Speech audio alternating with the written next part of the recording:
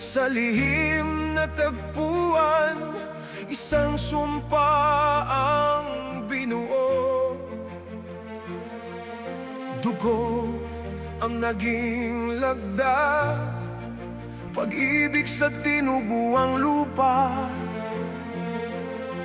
ang naging tula.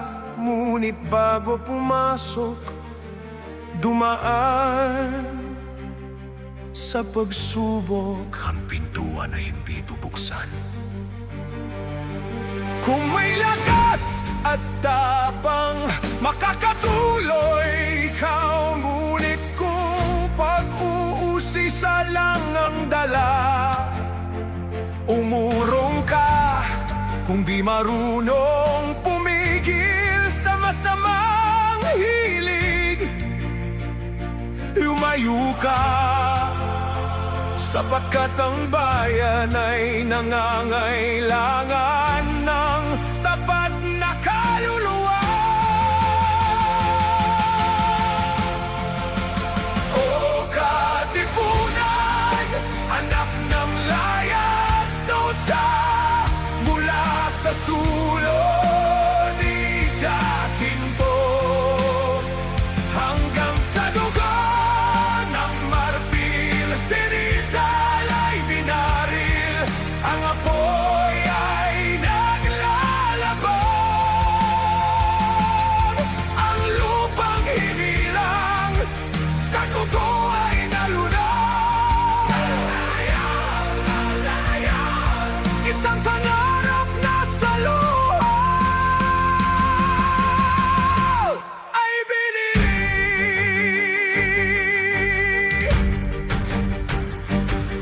Ang sigaw sa balintawak, narinig hanggang langit. Ngunit ang taksil na kamay sa kapangyarihan ay kapit si Bonifacio at Procopio.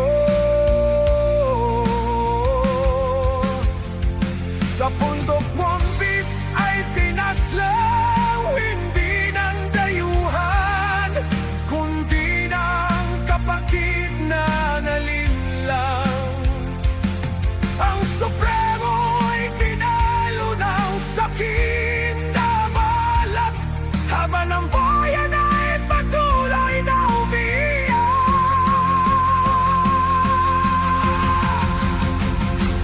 Dumating ang mga agila mula sa kanluran, winakasan ng Kastila sa luk ng Maynila.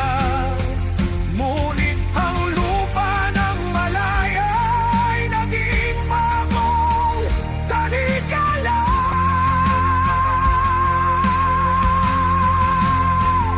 Daang libo bangkay, usok at ako, ang lupang sinulog, yaking litigan ng tao.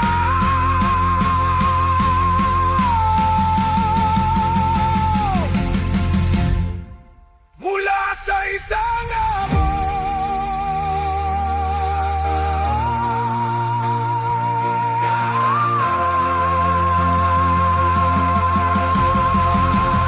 o katipunan, anak ng laya at tusa, mula sa sulod ni Jacinto hanggang sa dugo ng martir, si Rizal ay binaril. Ang apoy ay naglalakon, ang lupang hinilang, sa dugo ay nalulod. Isang balarot na sa luha ay pinili.